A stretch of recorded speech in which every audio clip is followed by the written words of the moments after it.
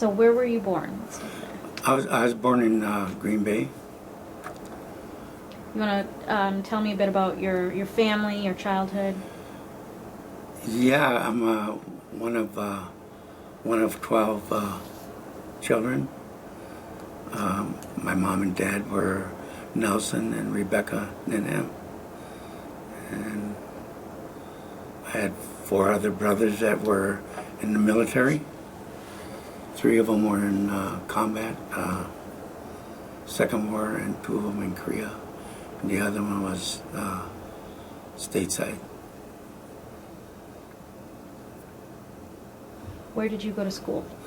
I went to the Oneida Mission School, and then from there I went to West De Pere in West De Pere, Wisconsin.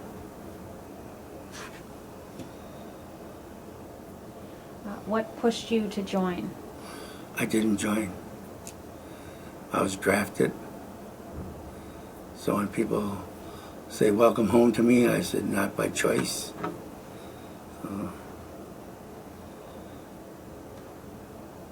Do you want to elaborate on that a little bit? Yeah, I was working in Milwaukee, Wisconsin at a foundry. In '64, I couldn't find a job around here that would pay. I started out working when I was in high school at the car wash on Main Street for $1.25 an hour.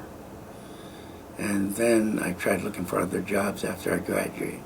Got out of high school, and no doors open for me, so I said, well, I guess I have to move. So I moved to Milwaukee and got a better job. And from there, I was drafted. They sent me 2 letters. One said report, and the other one said report or else. So I thought I better go. So that was in April '65.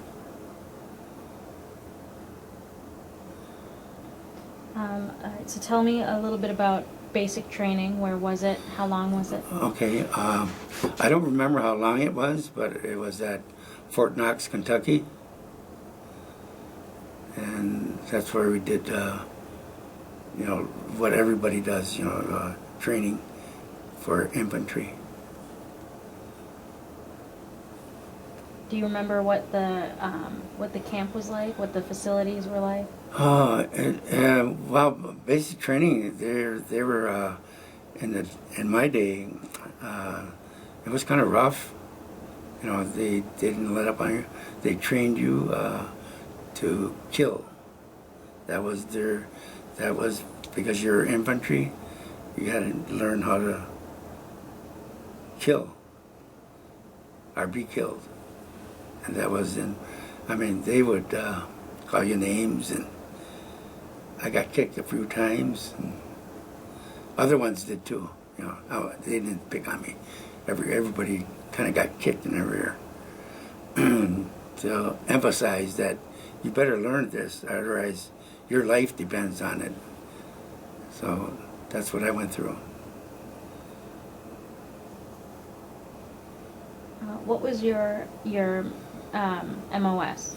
It was infantry. I think it was 111P. You had to qualify in every weapon there was, small arms. What were the drill sergeants like? They were tough. They were mean. But after you graduate, they're nice. They're doing their job to keep you alive.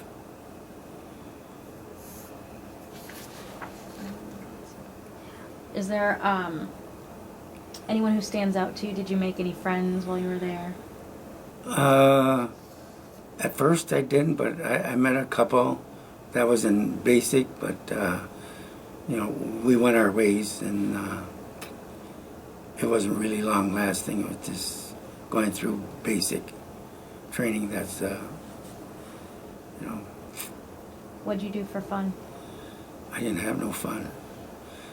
There wasn't time for fun. It was, you were meant to be there and train. So what was your daily life like? If you could describe, from breakfast to, till you go to sleep. All right. You were up before the sun. I don't remember what time it was, but before the sun, you fixed your bed, took a shower, then you went out and cleaned it. They call policing the yard. You go pick up everybody else's cigarette butts. Pick them up and put them in a can, and then after that we went to breakfast. Then training after that. We went to different points of training. One day they'll have training hand to hand, and then physical training like running, and we ran a lot in basic training, and then the next day you went and trained with rifles, pistols, whatever. Then do the same thing again the next day. You keep it up until you graduate.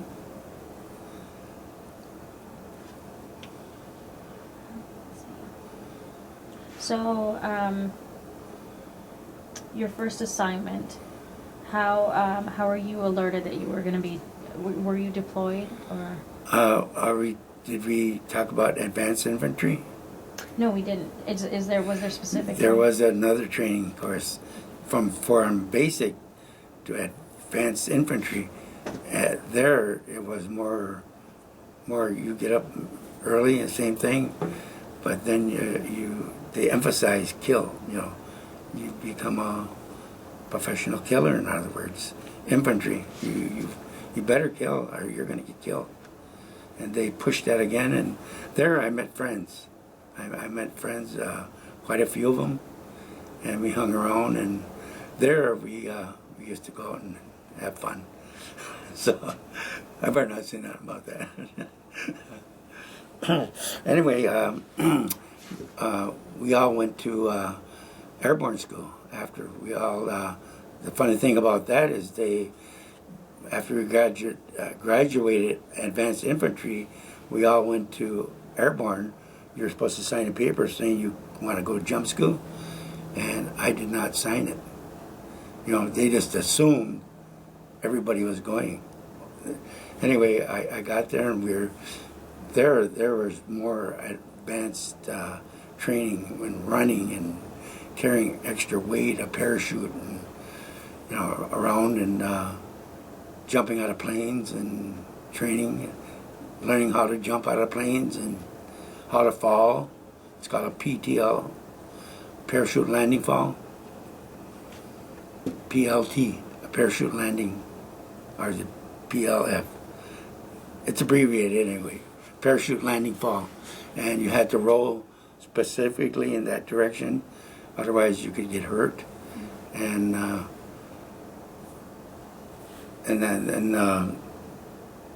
after that, I got ready to graduate. We were ready to graduate, and they called me chief. I didn't care. It didn't matter. It was kind of like a status, a high regard. That means you're good. Anyway, they called me that, and even the instructors, he said, Chief, you didn't sign the paper. You're ready to graduate. Do you want to sign it? I said, sure, I might as well, because I knew everybody then. A lot of my comrades. Then, after we graduated there, we got all assigned to Vietnam, about 200 or more. More of us were assigned to go to Vietnam. They said all leaves are canceled. Nobody was to leave the base. Nobody could go home and say, see ya. When I look back up a little bit, and when I first got drafted, I didn't know if I was coming back or not. So I had a 39 Chevy, a 32 Ford, hopped up 32 Ford, lowered, and a 59 Pontiac Bonneville, and I sold them because I didn't know if I was coming back. I kept my Ford, a 32 Ford, a red one. I kept that just in case I would come back. So And that's before when I got the draft notice, and then they said all leaves canceled, and that from parachute school, jump school they call it, and off to Vietnam. And they had guards when we landed in Alaska for a fueling or break, and we couldn't even leave the airport. Yeah, because they didn't want anybody deserting. So,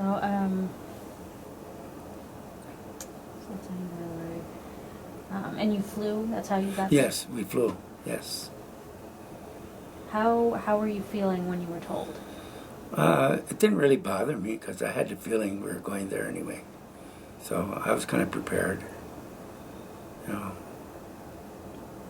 At the time, what did you know about Vietnam and where you were going? Well, they just really didn't tell us too much.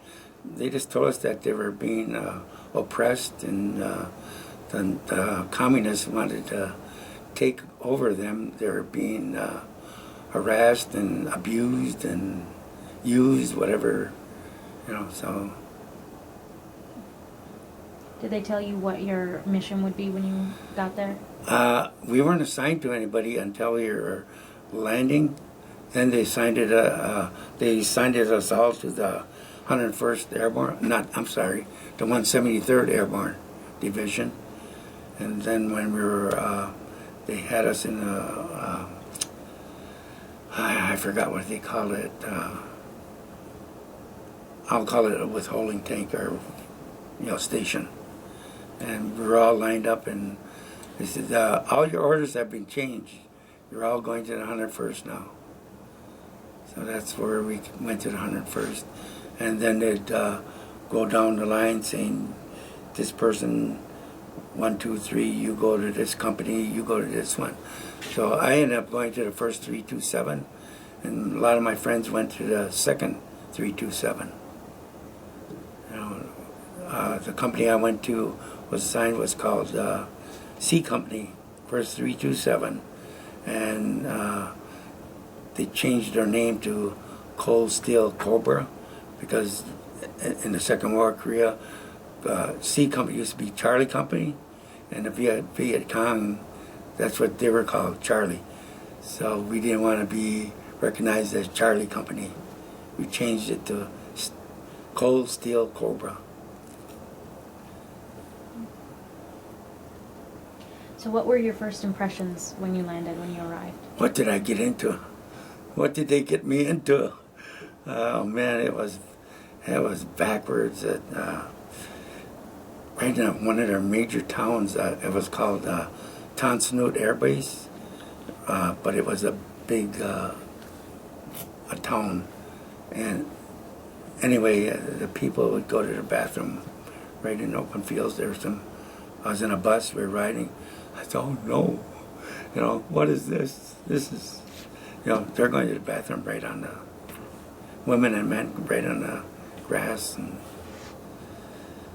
I said, what is this? This.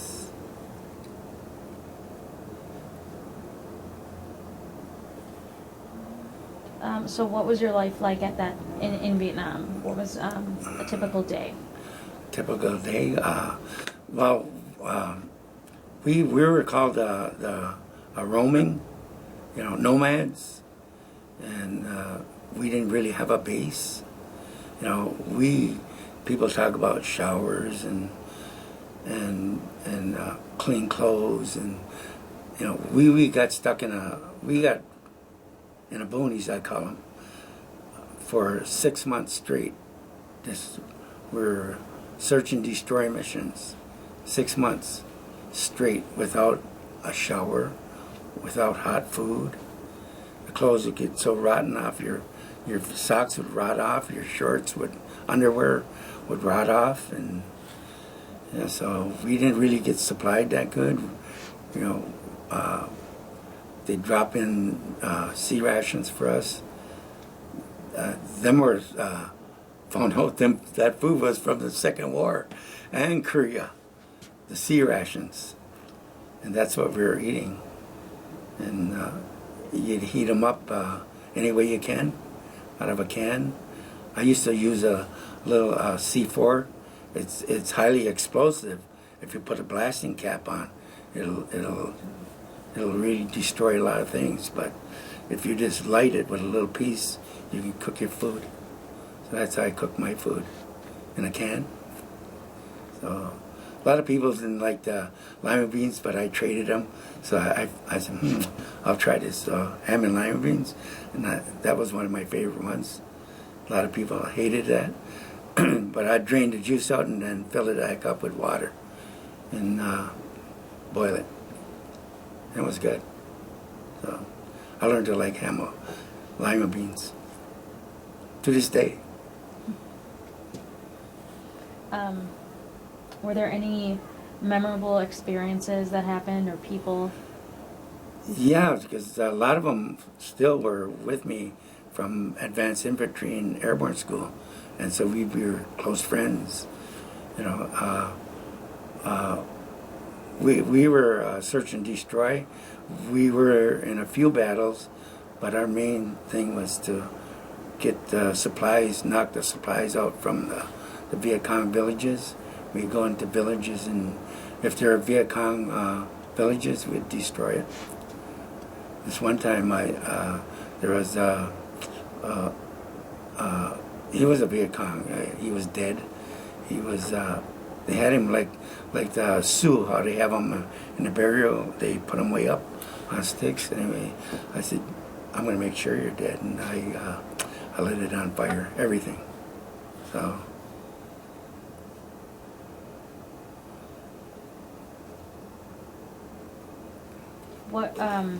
What did you do for recreation in your free time?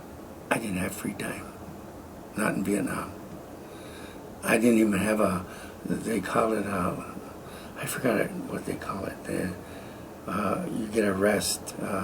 You can go back and go to one of the villages, one of the towns, like Saigon or someplace where R&R, they call it, rest and recuperation.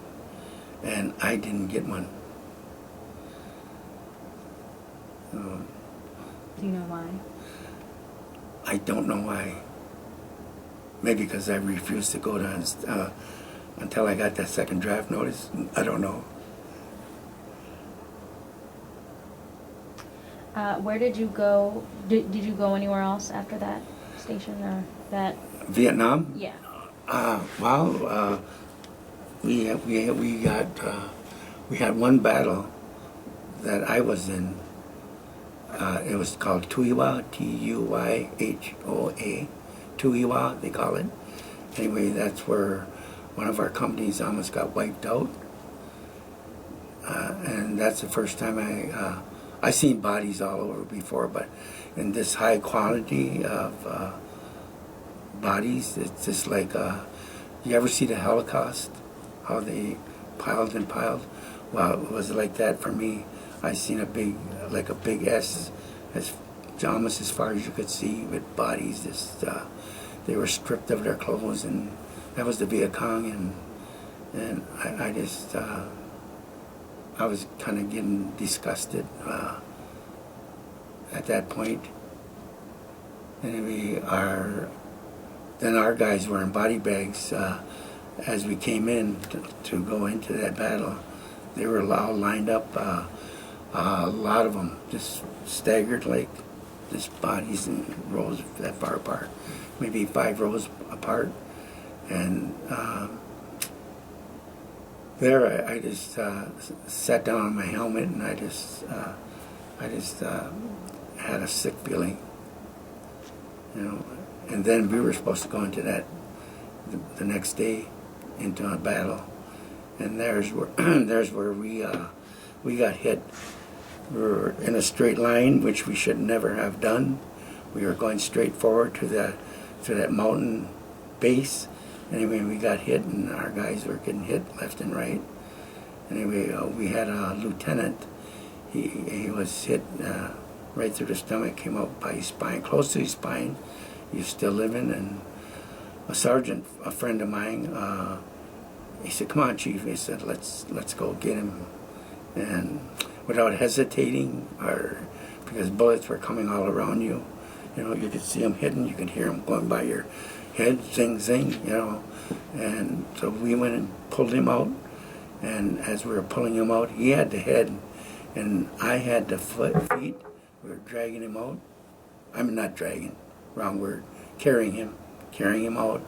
And the sergeant in front, he got hit right through the knee. And my back was right toward the firing. And I didn't even get a scrape. You could hear the bullets going by you. You know, and his little small knee, like, you know. I said, how come? You know, I used to say that, how come I didn't get hit? Anyway, I bandaged the sergeant up, and I took him to the back lines. I carried him to the back lines. Then I went back into the firefight, and they were bringing out a dead lieutenant, and they kind of said, hey, Chief, come and help us. So I ran over there and started helping them carrying him out to the back. And then I went back again into the firefight, and, you know, it was slowing down a little bit. The bullets weren't coming as much. And, you know, sometimes when you're in a situation like that, you do get scared, you know, but that's where you become brave. In that couple seconds, you go and do it anyway. And so that's what we did. So anyway, like I said before, we were on a search and destroy mission, and it's another one. It was a non-coal, it's called. I forgot the spelling of it, but it's called non-coal. And if you look on their Hunter First, you know, website, you can find that. Or one of our a Chinook with about 20 young recruits. They didn't know if it got hit or what, but it crashed, and every one of them died. It just, when it hit the ground, it split, and all these guys were burnt, but these guys were still sitting in their seat on the right side. All of them, it's like, you ever see something when you cook something and it just swells up? Well, that's how they all looked. You know, you could tell who they were. You know, they weren't burnt, but they were just, probably from the heat, they just swelled up, and we had to go get them and help put them in body bags. So then after that, we came back, and I have a pictures at home. It shows how much depression I had on me. You know, my head was down. I was like, you know, what's you know, I don't know if I can take this much longer. Anyway, then we went finish our, because they had one of our, not one of our guys, but a military United States soldier. They had him captured in the mountains of non-coal. Anyway, we went through there, and oh man, talking about getting to that point. I was always the point man for our company, point man, and I was a fire team leader. Anyway, we went through there. Let me back up a little bit. Okay, before that, we were doing you know, we were always on search and destroy. Anyway, it was so dark out you could hardly see your face of the next person next to you. It was so dark you couldn't even see your hand in front of you.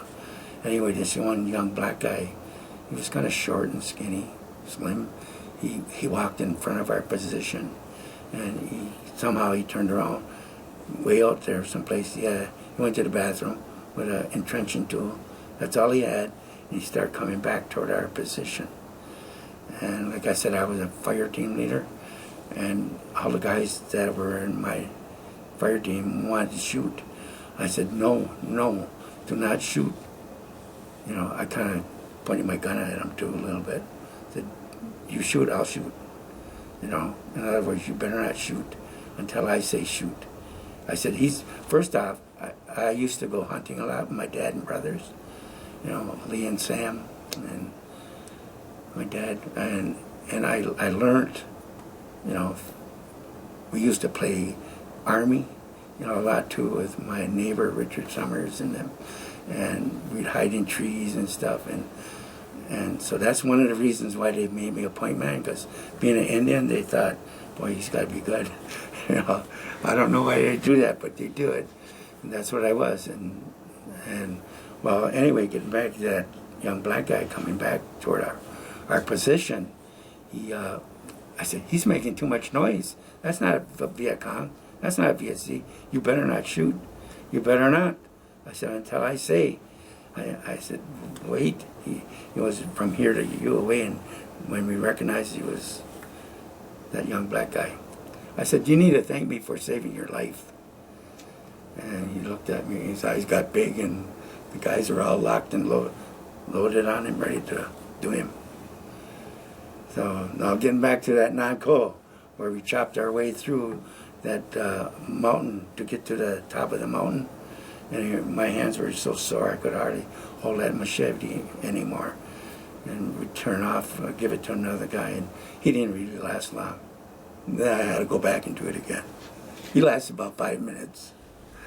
I said, oh, come on, So I'd have to do it again. And anyway, we got to the clearing up on top of the mountain because it thinned out more. It was really, it was like they had a hutch, I call them hutch, made out of bamboo. Anyway, there they had one of our, it wasn't one of our guys, to get back to that. He was a military soldier captured. We missed him by 30 minutes. Anyway, we just missed him, and they moved to another spot. Anyway, that place was supposed to be cleared with booby traps and stuff, and it wasn't cleared, and a couple of guys were on my left and going down the middle of the path, a few of them. Anyway, I just heard a loud explosion, and all I felt was myself flying through in slow motion as I hit the ground. And there's where I called out to the Lord. I said some things, and they ran out of morphine, and instantly the bleeding stopped. I was hit in 7 places, right through my side, right through my rifle stock, the butt stock, went right through and right into my side. Both legs, you can stick your fist into my legs, and right through my heel, went right through my heel, and instantly the pain and bleeding stopped. Then they could not get us out of the boonies. I call it the boonies, the mountain. Anyway, the chopper, it was starting to rain, and the chopper came to pick us up, and it couldn't hover because the winds picked up and it was so strong. It just, they had me in I don't know what, a harness, like a seat, and pulling me up, and I was going through the bamboo. I was being bent, and I said, I'm gonna die. I'm gonna die this way. So I just started unstrapping myself, and they seen that what was happening to me, they were gonna kill me. So they released the button treetop high, and I hit the ground. They quick unstrapped me, and all through the night, the bleeding did not start up again, even when I hit the ground. And the medic was there all night slapping me, and I said, you slap me again? I said, I'm going to hit you back. I'm going to punch you. And so they did that all night. The next morning, they chopped the LZ landing zone for the choppers to come back and get us out. And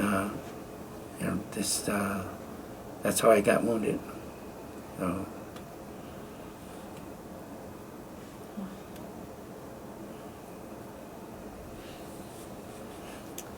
I'm not finished yet. And we covered a lot of combat already, so. Let me go into this where they sent me in the back lines. They did not send me home. They should have sent me home. That's how bad I was wounded. And they were doing in a calisthenics, jumping. I said, I can't do this. I cannot do this. So I went and got a doctor's excuse to get me out of all guard, all KP, and that's the first time I had hot food in a long time. Anyway, where our company was getting overrun and it's called Docto. We were getting overrun, and they took everybody from the back, the wounded, everywhere they could walk and shoot. They sent us up front, and so then I was ended up ready to go home. I only had a few days left, so I spent my tour there. They should have sent me home, with a medical. So. I forgot to ask you. You kind of talked a little bit about how the food was. Yeah. What was the and actually never mind. You went into how was the sleeping? The sleeping was 2 on. For 6 months or longer, until I got wounded. And one time, this guy, one of my comrades, it was my turn anyway. I went to sleep in a foxhole. We dug foxholes, and I felt at the point, this is getting nice and warm. And it was raining out. Here, my foxhole was filling up. It was right up to here on my chest, and so the sleeping arrangements it was hard. You didn't have enough sleep. You didn't. Guys, we'd be on patrol. We'd do an all-night patrol. Guys would be losing their weapons, dropping them. One guy lost his machine gun. I don't know how far back. The machine guns are heavy, a 60 caliber. Anyway, my helmet fell off, and finally that captain said, "Okay, we got to take a break." We were supposed to be at another point because somebody was getting hit. We always were helping everybody out,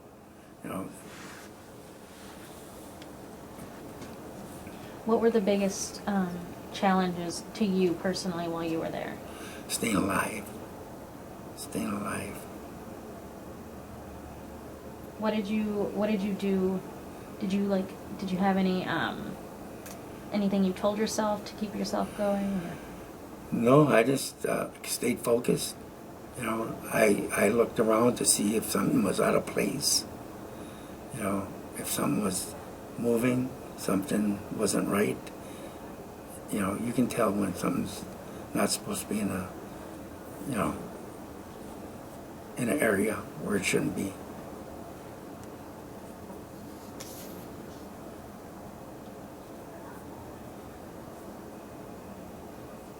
Do you have anything else you wanted to say about combat before we move into coming home? I can't think of anything right now. We can go back to it too if you Okay. remember. So let's talk about your discharge then. How did you find out, or how did you feel knowing that you were going to be? When I got out of Vietnam, I just remember getting in line, but I don't remember getting on the plane, and I don't remember landing. I can't remember. So okay, then let's see. Do you remember what it was like once you got home? Yeah, it's just like nobody knew you were a soldier. Our Marine. When I say soldier, I mean everybody, every branch. Anyway, they didn't really recognize you. My family did. My mom and dad and all of them, brothers, so forth, friends. They recognized me, and but after that, it wasn't. I didn't bring it up. I never brought it up. And I'm trying to think of the year. But anyway, they just. The people, our country, they didn't recognize us. They didn't want nothing to do with us. You had to fight for, you're still doing that. They're still fighting for their benefits and stuff, veterans. And I had a hard time getting mine. They put me at 100%. I had to fight for it, and then I got married, in '69, and I couldn't make it on that, so I went to work, and the government found out, and they took it all. They took it back, knocked me down to 30%. Yeah, in 2004, I never wore anything military till then, till 2004. My brothers used to say, "How come you don't wear anything, showing you're a veteran?" I never told them, because I didn't feel like the government and people, I don't know, I didn't do it. What did you do when, let's go back a bit, when you first got home, or shortly after you got home? What would you do for work? How'd you, what you got married and? Yeah, okay, what I did for work, I didn't, because I was disabled. I couldn't really find jobs. I'd end up getting a job, and things would happen to me that physically, I'd end up in a hospital. I'd lose that job, and they wouldn't hold it for me, and so I did what I had to do. I did 2 jobs. I did, it was called Poggle wrecking. They tore down old houses and buildings, and they saved the boards and all that. So that's what I did. And then I worked at Reimer's Meats. They're out of business too. So. Were you still in Milwaukee? No, I was here. I wasn't going back. The job in Milwaukee, they wanted me back because I was a good worker. They were just almost begging me to come back. I said, no, not working in a foundry. Not after what I went through. I valued life more. I said, no, it's going to destroy me, breathing all that toxics. Have you stayed in contact with anyone from the military? Yes, in 2008, somebody found me on the internet. Anyway, they called me up and they said, "Are you Chief? The one was with C Company, in Vietnam?" I said, "Yes." And so then it started. From then forth, I've been going to reunions almost every year. Yeah, especially last year, with only the ones that I was in my platoon. There was only 8 of us, and we went to Utah. I can't think of that mountain. Resort. It's not a resort. It's forest thing.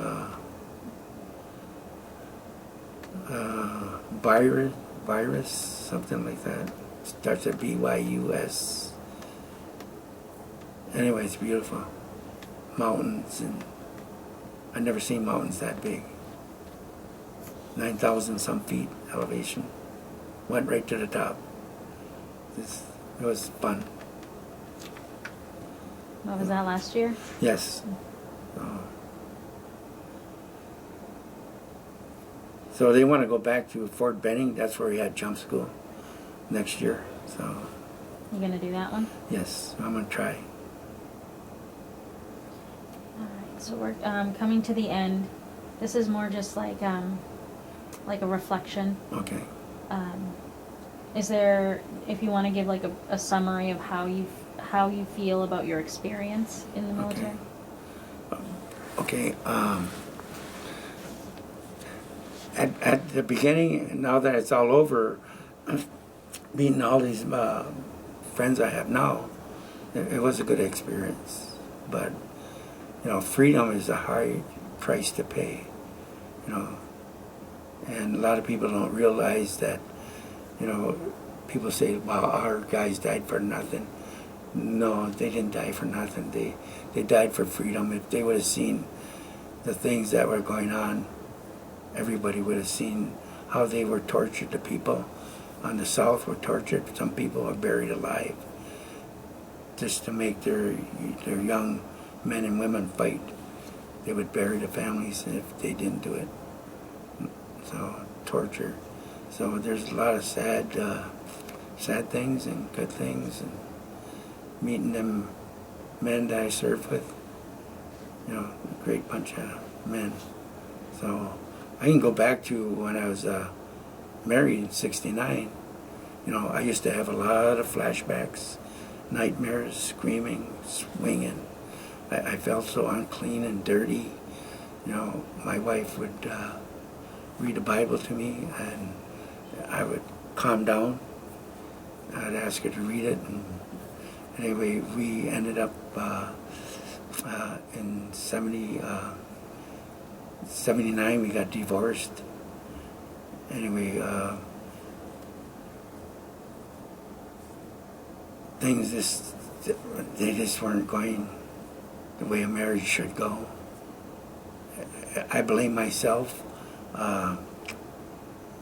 We had a little girl die when she was 4 months, and I kind of blame myself. And anyway, one day she told me she was leaving, and I said, "Why?" She said, "I just can't handle this no more." So I went in the bedroom. I had a .44 Magnum, put one round in it, and I was going to shoot myself because I knew that's all it takes is one round. And just like a voice came up and said, "You're a coward. What are you going to do to your son?" I have one favorite son. His name is Cletus too. Anyway, he's big now, bigger than me.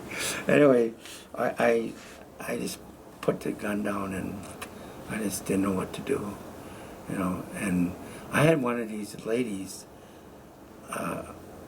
She was our neighbor. She was always coming over saying, "Jesus loves you," and all that. And I said, "Yeah, you nut.